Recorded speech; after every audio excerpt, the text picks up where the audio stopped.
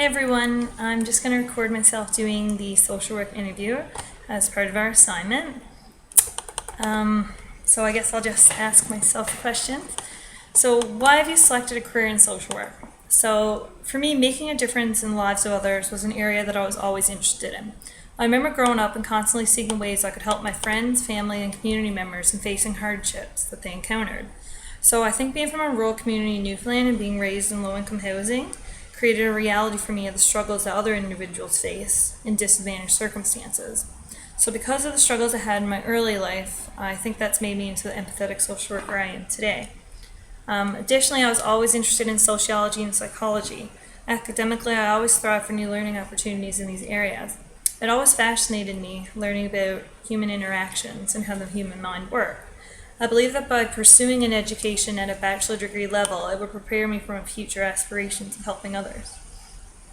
I'm also very fortunate to have gained amazing work experience in the field that made me feel confident that this was a career for me. When I was working with homeless individuals, I quickly matured with my emerging framework and being client-focused. I also like considering a holistic framework when I'm working with clients. So I believe thanks to my academic experience and my field learnings, I'm prepared to be the professional that I'd hope to be in your agency. Next question is, how has your education and previous experience prepared you for this social work position? So throughout my academics, I mainly took up interest in studying various cultures. I really liked studying in school anthropology, native studies, history, psychology, and English. I believe that by engaging myself with the academics of different cultures, I'd be much more equipped to work with them. It was during my undergraduate years that focus was also applied to being specifically trained as a social worker. Being taught through a Learning Circles program, I was allowed the opportunity to also work a full-time job. I concentrated my studies on Aboriginal practice frameworks, and I was very fortunate to have classmates that I was very educated by. They taught me, lessons directly from their own practice, and it was a great life experience. It was thanks to the academic learnings I gleaned throughout the program, I was also successful in the employment I had thus far in the field. So I've taken on a variety of roles. One of those was working with homeless individuals to presently completing my practicum with the Fort McMurray Community Corrections Office.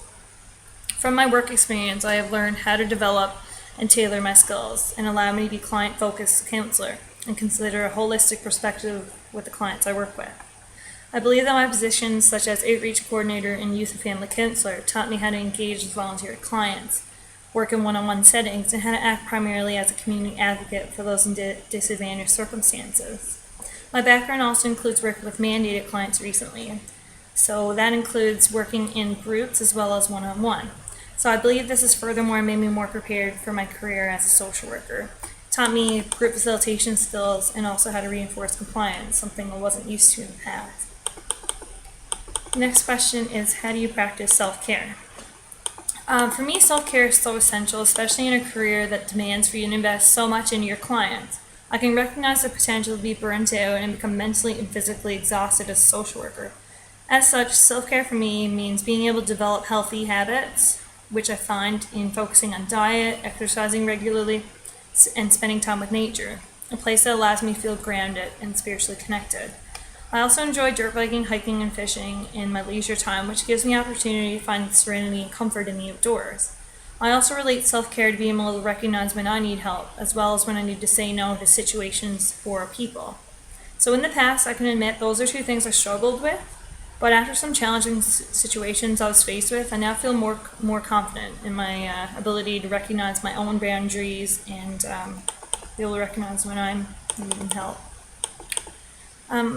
The next question is, what advice would you give to someone who is interested in a social work career?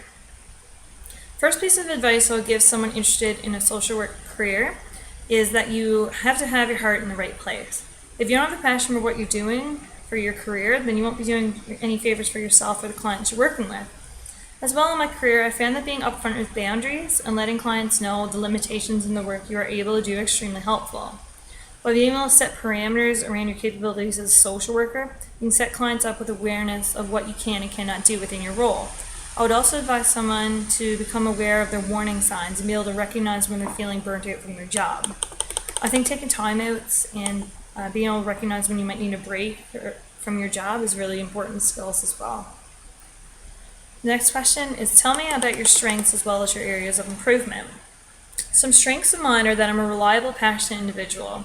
I have a great desire to make a difference in the lives of people I work with, and I feel a great sense of accomplishment in the work I do. I am also an empathetic listener, and I feel confident that the work I do is making a difference in the lives of the people I'm working with. I am also great with multitasking. I enjoy challenging myself with new opportunities that will benefit both myself and my employer. An area of improvement for me is knowing when to leave the job at work. I think that although I continue to work on this, I have improved substantially since I began my social work career. And I think that being able to recognize when I've given too much for my work and taking care of myself are tasks I'll continue to work on through my career. The next question is, what do you hope to accomplish as a social worker? So I think I've already accomplished what I hope to accomplish while pursuing my career. I've always wanted to make a difference in the lives of people, and I often think about the work I've already done with homeless clients and the ways I've positively aided them in accomplishing tasks that they felt were important. I remember one incident where I helped a homeless client pursue treatment. I realized in that moment the many barriers that these individuals face on a daily basis. Together, I felt I empowered this client to continue to strive for their goal of sobriety. By going with this client to appointments, setting him up with funding and program requirements, and transporting him to treatment, he came back months later to thank me for the difference I made in his life. I think small tasks that we may often not even notice, for instance, just giving someone space to be heard and validated, can make huge differences in the lives of the clients that we work with. Next question is, what would you describe as your most challenging experience as a social worker? One of the most challenging experiences I've had thus far as a social worker was when I was first hired at a drop-in homeless shelter, and I had to begin preparation for a big fundraiser that was just 2 weeks away. I remember feeling overwhelmed and stressed by the whole process. Since this was my first experience working as a volunteer coordinator, I had little knowledge, training, or field experience in the area. As well, there were many unforeseen circumstances that came with planning for an event. Although I felt overwhelmed by the task, I was able to utilize that stress in a way that made me be more focused and productive. I learned to work with strict timelines, work as a team, work with budgets, and also not be afraid to ask for help when I needed it. It was 2 weeks later, on the day of the event, I was able to see all my hard work pay off as the fundraiser was a success. Although it was challenging, I continue to see how in challenging situations we can grow and progress and become better social workers. Next question is, please describe your personal practice model. My personal practice model encompasses a variety of different life experiences, learned skills, social work values, and theories and views on diversity. Of these components, I feel confident in my skills of being an effective communicator and listener, having the ability to be reflective, set appropriate professional and personal boundaries, as well as work with great empathy and passion for my clients are skills that I really value in myself. In consideration for approaches I identify with, those would be psychodynamic theory. I especially enjoy the concept of cognitive behavioral therapy. I find this approach works really well with all clientele, since it allows room for personal reflection and for the clients to grow as people. As well, I often utilize strengths-based approaches in all my practice settings. I find empowerment approaches and motivational interviewing, helping other clients recognize their own strengths, effective across all social work fields I've worked in. As well, I relate well to the Aboriginal framework. It allows me to work effectively cross-culturally and also consider a holistic perspective when I'm working with these individuals. So by considering all the aspects of the medicine wheel, like the mental, physical, spiritual, and emotional components, I think you can do a much better job at resolving the entire problem the individual is facing rather than just strictly the problem at hand. So that's my 8 questions. Hopefully I get the job. Have a good night and talk to you guys later.